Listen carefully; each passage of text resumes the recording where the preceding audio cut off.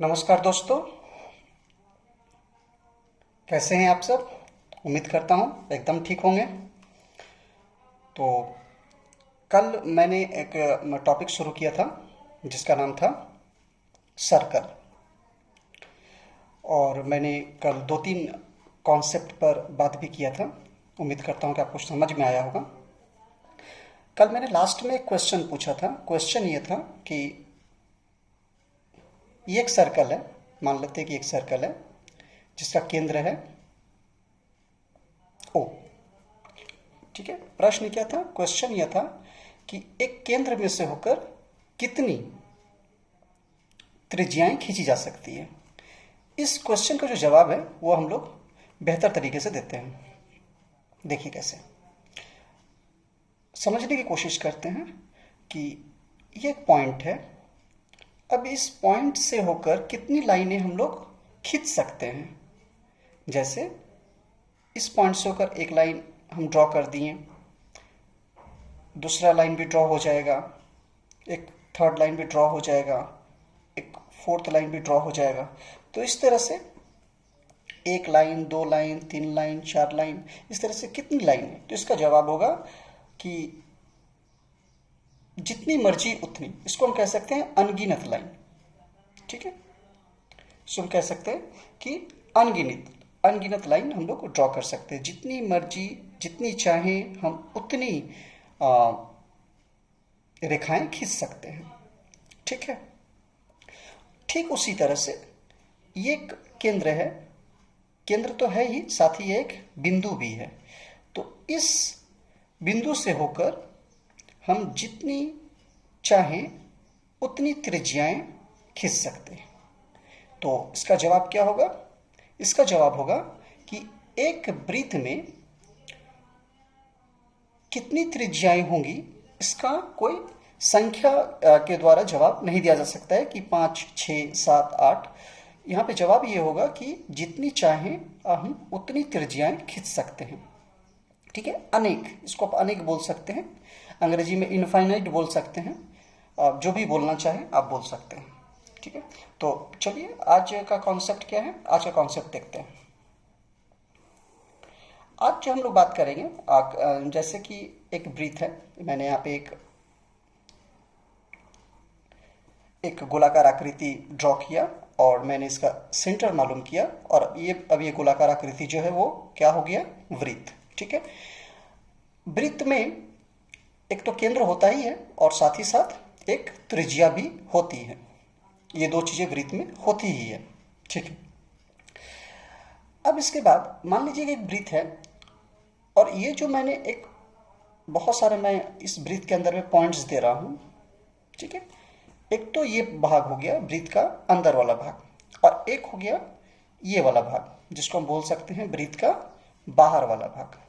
ठीक है, तो ये मान लीजिए कि एक तो हो गया ये पॉइंट जहां पर केंद्र है, और एक पॉइंट ये मान लेते हैं, इस पॉइंट को हम मान लेते हैं ए। ठीक है, दूसरी तरफ एक पॉइंट हम मान लेते हैं इस लाइन पर, इस रेखा पर, मान लीजिए इसका नाम हम लेते हैं बी। अब यहाँ पे तीन लोग हैं, एक का नाम ओ है, एक का नाम ए है और एक का नाम बी है।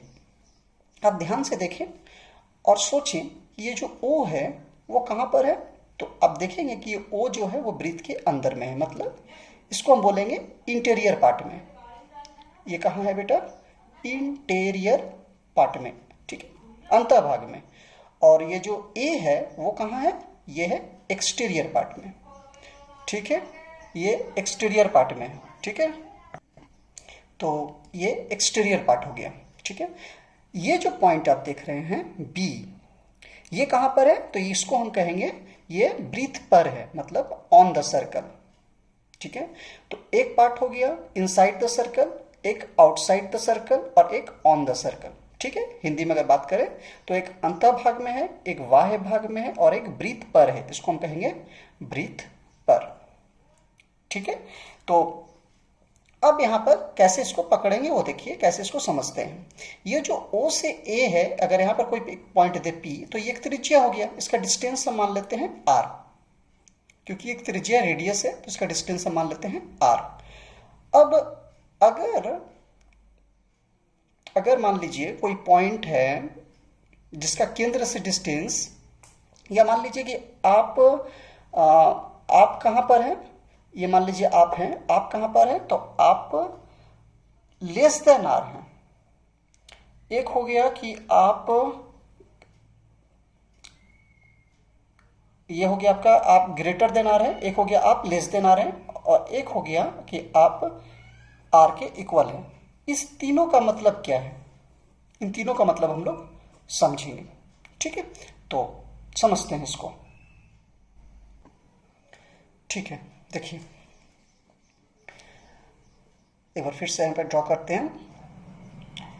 ये एक वृत्त हो गया जिसका केंद्र O हो गया। वृत्त पर एक पॉइंट लिए हम A, ये हो गया इसका डिस्टेंस हम मान लिए R। ठीक है, अब मान लीजिए कि कोई पॉइंट है, तीन लैंग्वेज को समझेंगे। एक है कि हम अपने आप को ही प्रेजेंट कर देते हैं, मान लेते हैं कि हम जो हैं, हम कहाँ हैं, हम जो है वो ग्रेटर देन आर हैं, मतलब हमारा जो डिस्टेंस है वो आर से ज़्यादा है। एक दूसरा केस में क्या हो जाएगा, हमारा जो डिस्टेंस है वो लेस देन आर है, और तीसरा जो हो जाएगा, हमारा जो डिस्टेंस है वो इक्वल टू आर है। अब ये तीन भाषा को समझते हैं, एक कि हमारा डिस्टेंस आर से ज़्यादा है, दूसरा कि हमारा डिस्टेंस आर से कम है, और तीसरा कि हमारा डिस्टेंस आर के इक्वल है। तो हमारा पोजीशन कहाँ होगा, इसको समझते हैं। बेसिकली ये कॉन्सेप्ट यही बताने के लिए है कि हम कहाँ पर मौजूद हैं, कहाँ पर हम स्थित हैं। तो अगर हमारा डिस्टेंस आर से कम है, तो आर का तो डिस्टेंस ये वाला हो गया, और हमारा डिस्टेंस आर से कम है, इसका मतलब हमारा जो पोजीशन होगा वो कहाँ पर होगा, इंटीरियर में। ठीक है, मतलब इनसाइड द सर्कल, कहीं पर भी हो सकता है, यहाँ यहाँ यहाँ कहीं पर भी हो सकता है, लेकिन वृत्त के अंदर में होगा। दूसरी तरफ हमारा डिस्टेंस, नहीं सॉरी सॉरी सॉरी सॉरी, यह मिस्टेक हुआ है, थोड़ा सा मिस्टेक हुआ, इसको काम करते हैं, उसको मिटाते हैं। सॉरी सॉरी, यहाँ पे देखते हैं। ठीक है, देखिए फ्रेश करके यहाँ पे देखते हैं। ये देखिए, ये एक वृत्त है, इसका एक सेंटर हो गया O, ये एक त्रिज्या हो गया A। ठीक है, अब तीन कंडीशन, वही कंडीशन हम आपको बात करेंगे। पहला कंडीशन क्या, कि हम कहाँ हैं, हमारा जो दूरी है, हमारा जो डिस्टेंस है वो R से ज़्यादा है, एक। दूसरा कंडीशन, हमारा जो डिस्टेंस है वो R से कम है। ठीक है, और तीसरा जो है वो हमारा डिस्टेंस जो है वो R के इक्वल है। अब बारीकी से देखते हैं, हमारा डिस्टेंस R से ज़्यादा है, मतलब हम ग्रेटर हैं R से, तो ये हमारा R का डिस्टेंस है, यही हमारा रेडियस है। तो इससे ज़्यादा है ये जो डिस्टेंस आप देख रहे हैं O से लेकर A तक, जो हमारा रेडियस है, इस डिस्टेंस से हमारा डिस्टेंस ज़्यादा है, मतलब ज़्यादा, ज़्यादा बोलने का मतलब ये जो वृत्त है इससे ज़्यादा है। तो हमारा पोजीशन कहाँ होगा, हम कहाँ पर होंगे, तो हम एक्सटीरियर पार्ट में होंगे, कहीं भी हो सकते हैं लेकिन हम एक्सटीरियर पार्ट में होंगे। समझ में आ रहा है बात। दूसरी तरफ क्या है, हमारा जो डिस्टेंस है वो आर से कम है, तो कम बोलने का मतलब क्या हो जाएगा, ये तो हो गया एक्सटीरियर। ठीक है, ये आर से कम बोलने का मतलब ये डिस्टेंस है, और इससे छोटा का मतलब कि वृत्त पर कहीं पर भी होगा, तो ये हो गया इंटीरियर। ठीक है, और तीसरा हमारा डिस्टेंस आर के इक्वल है, मतलब हम यहां पर होंगे वृत्त पर, ऑन द सर्कल। ठीक है, तो तीन लैंग्वेज समझ में आ रहा है। अब मान लीजिए कि इसका यूज कैसे करते हैं, देखिए मान लीजिए कि यहां पर हम एक वृत्त बनाए, ठीक है, जिसका केंद्र है O। ठीक है, और जिसका केंद्र O हो गया, और मुझे बोला जा रहा है कि एक एक्सटीरियर में एक पॉइंट है जो कि वृत्त के एक्सटीरियर में है। हालांकि ऐसा क्वेश्चन मिलता है एक्सटीरियर में, तो एक्सटीरियर बोलने का मतलब क्या हो जाएगा, एक्सटीरियर बोलने का मतलब होगा जो रेडियस होगा उससे ज़्यादा डिस्टेंस पर वो पॉइंट है, मतलब वो बाहर में है। ठीक है, P मान लीजिए यहाँ पर, तो ये एक्सटीरियर हो गया। अगर बोला जा रहा है कि रेडियस से कम डिस्टेंस पर है, इसका मतलब वो इंटीरियर होगा। लेकिन बेसिकली जो क्वेश्चंस आता है वो कहता है ऑन द सर्कल कोई पॉइंट है, तो ऑन द बोलने का मतलब क्या कि पॉइंट यहां पर होगा। इस चीज को आप समझ लीजिए कि वृत्त में तीन अलग अलग जगहों पर हम पॉइंट्स को दे सकते हैं। एक वृत्त के अंदर, दूसरा वृत्त के बाहर और तीसरा वृत्त पर, यानी inside the circle, outside the circle और ऑन द सर्कल। ये तीनों चीज समझ में आ रहा है कि कब कब इनसाइड होगा, कब कब आउटसाइड होगा, कब कब इक्वल होगा। ठीक है ना। किसी पॉइंट का डिस्टेंस अगर r से बड़ा हुआ तो वो आउटसाइड हो जाएगा, किसी पॉइंट का डिस्टेंस अगर r से छोटा हुआ तो वो इनसाइड हो जाएगा, और किसी पॉइंट का डिस्टेंस अगर r के इक्वल हुआ तो वो ऑन द सर्कल हो जाएगा। ठीक है, आई होप आपको ये समझ में आया होगा। ठीक है, चलिए अब अगले कॉन्सेप्ट की तरफ आगे बढ़ते हैं। चलिए अब अगला जो कॉन्सेप्ट है वो है एक सर्कल को इंट्रोड्यूस करना। क्या है कॉन्सेप्ट? एक सर्कल को इंट्रोड्यूस करने, एक वृत्त को हम लोग इंट्रोड्यूस करेंगे, मतलब वृत्त का परिचय किस प्रकार देंगे। देखिए वृत्त में होता क्या है, सर्कल में होता क्या है।